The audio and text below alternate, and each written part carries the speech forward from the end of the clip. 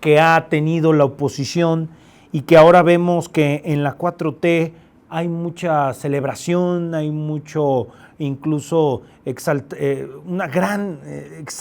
demasiado la victoria que tuvieron en estas pasadas elecciones, y mientras tanto la oposición pareciera que no quiere dar su paso de renovación en la dirigencia, de que se hagan cargo de un proceso de poner de cara un compromiso con la ciudadanía al siguiente proceso electoral. ¿Qué ve usted, José Ángel? Los saldos de la contienda del pasado 2 de junio muestran a una oposición disminuida, en crisis, con un amplio rechazo de los electores como opción de gobierno y de representación popular. Ahí están las cifras. La derrota es contundente, los datos duros, los números muestran un apoyo apabullante a favor del proyecto de Juntos Sigamos Haciendo Historia, que aglutina a Morena y otros partidos, con casi 36 millones de votos. Entonces hay una oposición que además, a través de sus dirigentes, de sus cúpulas, no han tenido la capacidad de hacer una lectura crítica, autocrítica de lo que les pasó.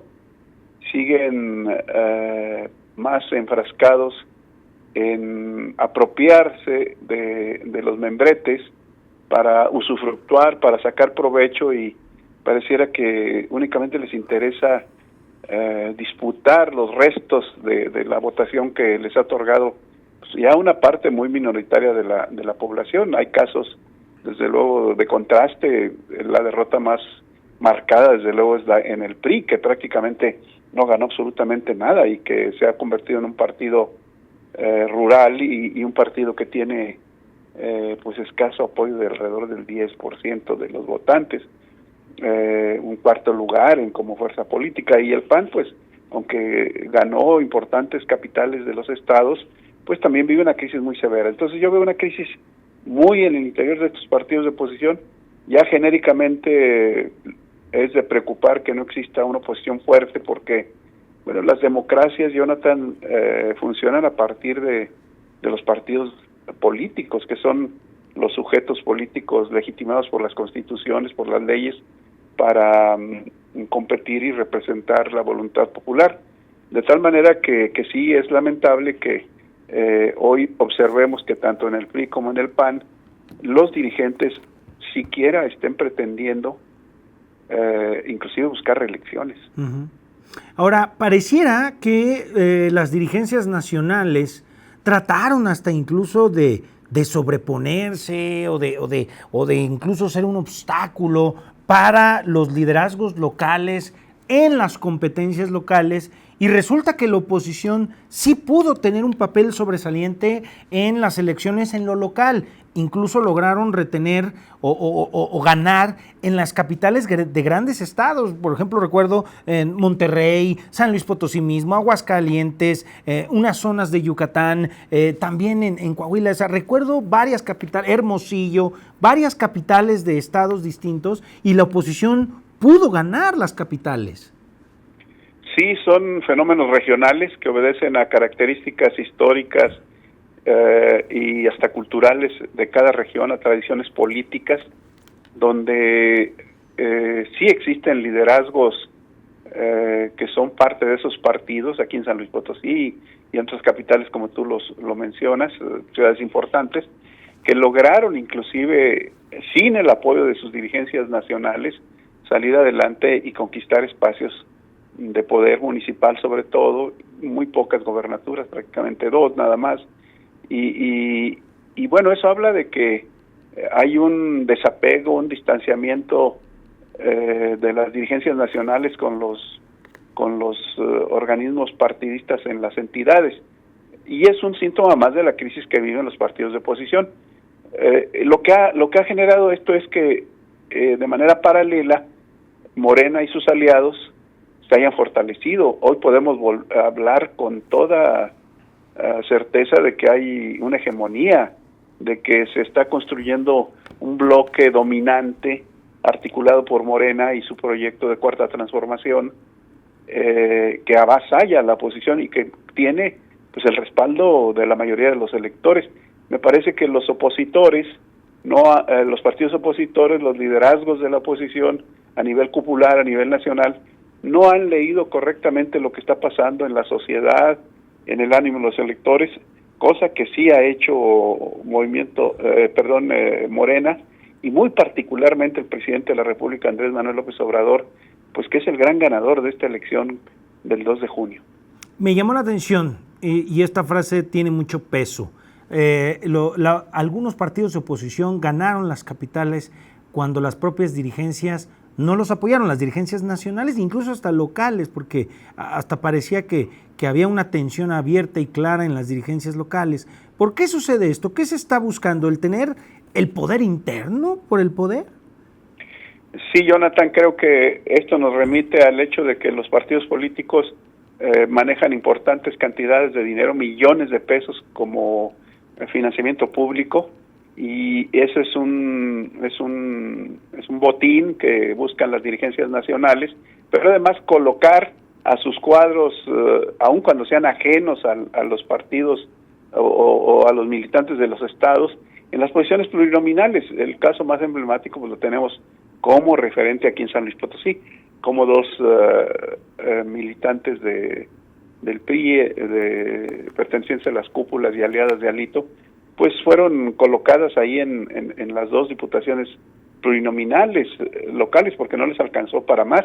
E igual hicieron para imponer algunos cuadros militantes en las planillas de los ayuntamientos, de tal manera que es una apropiación de esos espacios para seguir usufructuando a estas estructuras de partido, a esta legislación que favorece desde la propia Constitución de la República a los partidos políticos como actores privilegiados para hacerse de la representación popular. Entonces, pues vemos que es un interés faccioso, solo de algunos grupos, solo de algunas figuras. Ahí está el caso de Marco Cortés en el PAN y de Alito Moreno en el PRI. En el caso de San Luis Potosí está el caso de Sara Rocha, que pues en realidad muestran muy poco interés por el fortalecimiento de sus partidos y que únicamente usufructúan o le sacan jugo a las muy marginales posiciones que ahora tienen estos dos partidos. Ahora, y esta parte me parece que va a definir lo que vendrá en los próximos años, porque usted mismo lo mencionaba, hay un poder avasallador de Morena, y algo que me preocupa es que los gobiernos pertenecientes a la 4T, todos, que se digan todas las latitudes, pero algo que me preocupa es de que están pensando de que ya la victoria siguiente en las elecciones está garantizada, que están desdibujando a la oposición, que incluso a toda costa están haciendo que desaparezca el papel principal de los partidos de oposición y que todo quede en el entendimiento colectivo de la propia 4T, entre el Verde, entre Morena y el Partido del Trabajo, y que no existen los partidos de oposición. ¿Esto qué va a representar? ¿Usted qué ve en lo local que pudiera representar esto, así como van las cosas, José Ángel? Bueno, primero partir del hecho de que el Partido Verde se erige como una fuerza política dominante, hegemónica, con una gran capacidad de cooptación y operación política, y en contraste vemos a una oposición disminuida. Tanto a nivel nacional como a nivel local, yo te diría, Jonathan, que no hay contrapesos, y que estos partidos tradicionales, PRI y PAN, han perdido mucha o total credibilidad. No son opciones de gobierno, no son creíbles ante la opinión de los ciudadanos, de los electores, y eso lo que perfila es un campo propicio, una tierra fértil para que otras opciones, como en este caso el Partido Verde, pueda avanzar y aspirar legítimamente a proyectos, vamos a llamarle transeccionales o de largo plazo, pero no porque se les otorguen de manera gratuita, sino porque primero la oposición personificada en los partidos como PRI y PAN han cometido muchísimos errores y siguen cometiendo muchos errores. Ahí está nada más el ejemplo de pretender la reelección de los actuales dirigentes nacionales. son partidos que no se han democratizado, que no han formado cuadros, que no han tomado posturas fijas frente a fenómenos como la corrupción, que los desprestigió, no hay deslindes, no traen agenda legislativa, han perdido peso territorial, con esto me refiero a que han perdido presencia e influencia en las regiones y municipios del Estado, y en consecuencia, en este momento yo lo que te puedo asegurar es que el que está en mejores condiciones de seguir avanzando, pues es el Verde y sus aliados, y vamos a decirlo, Jonathan, con todas sus letras, pues de eso se trata la política. Al final de cuentas es una guerra por los espacios de poder, y cuenta mucho la estrategia, los recursos, los cuadros políticos y obviamente el hacer un buen trabajo desde el gobierno. Esa es una de las partes que preocupa, y porque a final de cuentas todo gobierno que esté al frente y que provenga de la 4T, pues no va a sentir esta presión que se hacía con los contrapesos, esta revisión del ejercicio público, esta rendición de cuentas a la que están obligados como funcionarios. Pues pareciera que ya no es necesario y se quiere destruir los órganos autónomos, ya no se quiere dar rendición de cuentas, se hace opaca la información que debe de ser de transparencia, se están eliminando poderes, o sea, se está haciendo un camino muy cercano a ya no tomar en cuenta la oposición, y es cuando ahorita es que más se requiere una oposición como tal, José Ángel. Sí, la pregunta, la gran duda es si con la actual oposición, con esas características, con ese perfil, tienen esa capacidad, o bien lo que vamos a ver es algo que se oye muy, muy duro, muy cruel, pero pues es una realidad, que es la dictadura de las mayorías, y además legitimada por la vía democrática, porque el voto es quienes los coloca como hegemónicos o dominantes. No podemos decir que sean impuestos. Ahí están simplemente los casi 36 millones de votos que obtuvo Morena y sus aliados, y aquí en San Luis Potosí el Partido Verde, que también se convirtió en hegemónico, pasando inclusive por encima del propio Morena en San Luis Potosí, y dejando muy marginalmente a los partidos del PRI y de Acción Nacional. Entonces, bueno, ciertamente es un riesgo, porque el riesgo que hay y que conlleva esto es la concentración del poder, y esto puede llevar al abuso de poder. Siempre el poder, cuando se concentra y cuando no hay equilibrios, cuando no hay contrapesos, se corre el riesgo de que haya abusos, y de que entonces el perfil de los gobiernos y de la democracia pues sea una democracia unipersonal, que se personifiquen los personajes más relevantes, en el caso del presidente de la República, de los gobernadores. Interesante esta frase, como lo menciona, la dictadura de las mayorías, porque no sé cuántas veces o cuánta cantidad de veces he escuchado desde las elecciones del pasado 2 de junio, es que la mayoría decidió, es que hay una voluntad soberana del pueblo de 35 millones, está bien, pero no quiere decir que al tener mayor consenso hay que sea una idea correcta. Perdón, pero así fueron los grandes errores del siglo pasado, José Ángel, con la voluntad de las mayorías.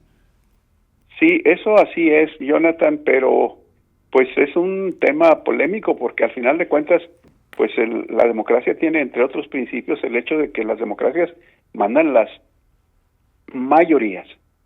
Pero con destruir una salvedad, así todo lo que nos costó trabajo, José Ángel, con la democracia, ¿destruirlo todo?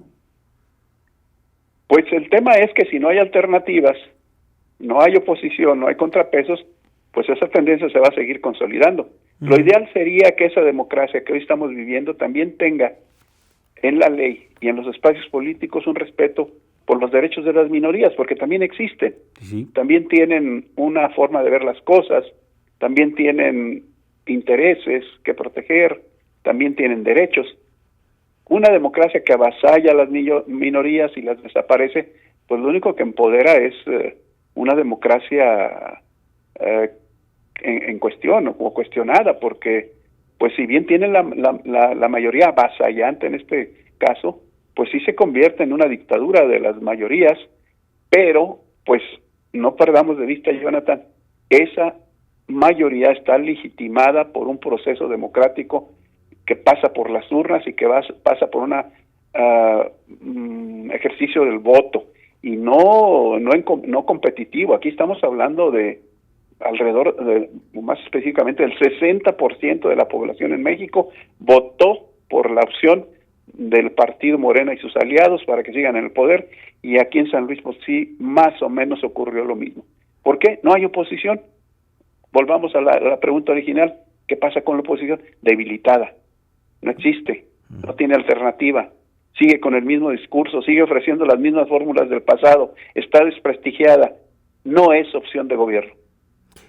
En la parte final, ¿qué hacer entonces con la oposición? ¿Qué necesita? ¿Qué requiere para hacer una alternativa de elección, José Ángel? Me parece que no han tocado fondo, Jonathan, lamentablemente. ¿Aún más? ¿Se puede caer más? Tú lo vas a ver ahora en los intentos de reelección en el PRI con Alito el próximo fin de semana. Ajá. Y lo vas a ver con esos intentos de Marco Cortés también de coquetear con la idea de mantenerse ahí otro periodo. Y vas a ver también cómo los partidos políticos, algunos de ellos a través de sus diputados y senadores, van a chapulinear, es decir, van a finalmente ver que no hay opción en sus partidos y van a pactar con el bloque mayoritario en el Congreso de la Unión, y vamos a ver reformas que hace unos años parecían imposibles, que van a fortalecer el proyecto de la 4T. Interesante cómo lo pone sobre la mesa José Ángel. Le agradezco que haya estado con nosotros esta tarde y, si me lo permite, seguir al habla. Que tenga buen día. Gracias, Jonathan. Gracias a tu auditorio. Que esté muy bien, José Ángel Castillo, analista político. Me quedo con esta frase, dictadura de las mayorías.